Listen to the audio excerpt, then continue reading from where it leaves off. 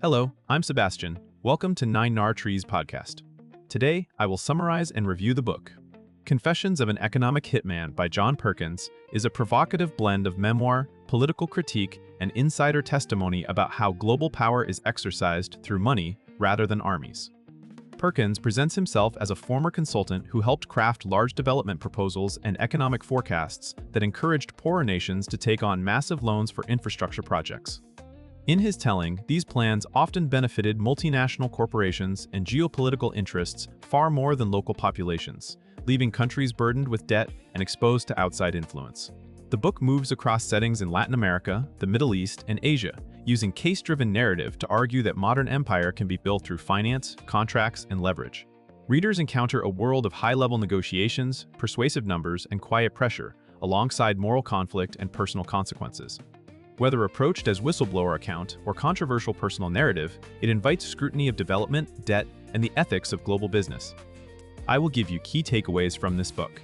Firstly, the idea of economic hitmen and debt-driven influence. A central topic is the role Perkins assigns to economic hitmen, professionals who use financial tools to shape national decisions in ways that align with outside strategic and corporate goals. The mechanism he describes is not primarily covert violence, but persuasion through development finance. Large loans fund high-profile infrastructure such as power plants, ports, highways, and urban modernization. The projects appear to promise growth, yet the debt obligations can become the real instrument of control. When repayment becomes difficult, the lender and associated institutions gain leverage over policy choices, access to natural resources, military cooperation, or favorable votes in international forums. The book explains how optimistic projections and technocratic language can make these arrangements feel inevitable and responsible, even when risk is shifted onto the borrowing country. It also highlights how this approach can bypass overt colonialism while still extracting long-term benefits for a small group of actors. The reader is invited to see debt as a political technology, not just a financial instrument, and to ask who truly profits when development is packaged as rescue but structured as dependency. Secondly, numbers, forecasts, and the power of economic storytelling. Perkins emphasizes the persuasive power of economic models and forecasts in determining real-world outcomes. In his account, spreadsheets, feasibility studies, and growth estimates are not neutral because they can be framed to justify predetermined decisions. The topic explores how a narrative of inevitable modernization is built through assumptions about energy demand, GDP growth, urbanization, and export revenues. Even small changes to baseline assumptions can make a project look transformative or reckless, yet the final report often appears authoritative to policymakers and the public. This creates a gap between technical credibility and democratic accountability. The book also shows how consultancy culture rewards compelling optimism, especially when it unlocks contracts for engineering firms, construction companies, and equipment suppliers. By describing the presentation of results to officials, Perkins draws attention to the theater of expertise, where confidence, connections, and timing can matter as much as accuracy. For readers, this topic provides a lens for evaluating development claims. Ask who set the assumptions, who benefits if the forecast is wrong, and what alternative investments were sidelined. It encourages skepticism toward numbers that travel without context and urges a more ethical standard for applied economics. Thirdly, from development projects to corporate gain, another key theme is how international development deals can be structured so that substantial benefits flow back to contractors and investors from wealthier nations. Perkins describes packages in which borrowed funds are used to hire foreign firms, purchase imported technology, and engage global consultancies, creating a cycle where money leaves the borrower nearly as soon as it arrives. The projects can still deliver visible infrastructure, yet the distribution of gains may be uneven. Urban elites and connected businesses may profit, while rural communities and the broader public shoulder the debt. The book argues that this pattern can foster inequality and political fragility, particularly when projects prioritize revenue-generating sectors that serve export industries rather than public needs like basic health, education, and local enterprise. It also highlights how corruption and patronage can be amplified by large, complex contracts. Readers are prompted to examine the difference between economic growth and broad-based development. The topic suggests practical questions for evaluating megaprojects: how much local labor and procurement are included, what maintenance costs will be, who pays if revenues disappoint, and whether smaller, decentralized investments might produce more resilient outcomes. The narrative frames development not as a purely humanitarian enterprise, but as a marketplace with powerful incentives. Fourthly, geopolitics, regime pressure, and the boundaries of consent. Perkins situates economic influence within broader geopolitical competition, portraying development finance and corporate partnerships as tools to secure alliances and shape regional power. In this view, leaders who accept the deals gain short-term prestige and resources, while the sponsoring powers gain strategic positioning, access, and policy alignment.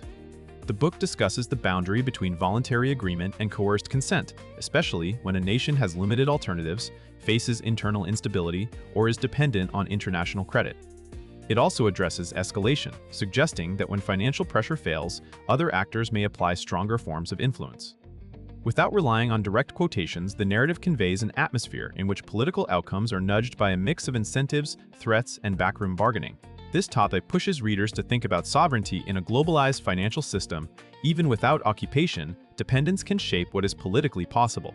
It also invites reflection on how international institutions, private lenders, and state interests can align or diverge.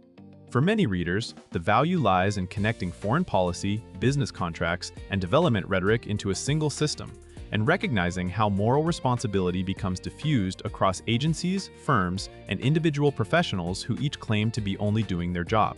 Lastly, personal ethics, complicity, and the cost of speaking out. Beyond politics and economics, the book is driven by a personal struggle over ethics and identity. Perkins frames his story as one of gradual recognition, rationalization, and eventual disillusionment with the work he performed. This topic examines how individuals become complicit in harmful systems, often through incremental decisions, social rewards, and professional norms. The reader sees how career advancement, prestige, and a sense of belonging can silence doubts, while the complexity of international projects can obscure consequences.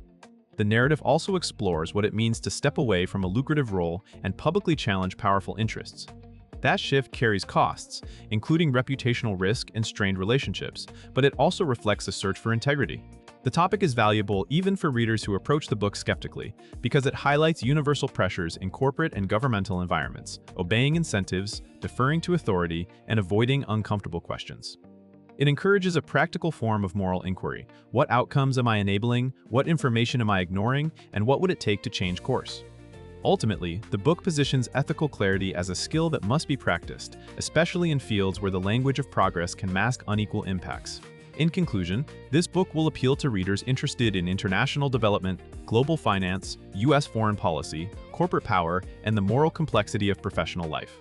It is also well-suited for students and general audiences who want a narrative entry point into topics that can otherwise feel abstract, such as sovereign debt, infrastructure lending, and the incentives behind large-scale projects. The benefit to a reader's life is not only informational but practical.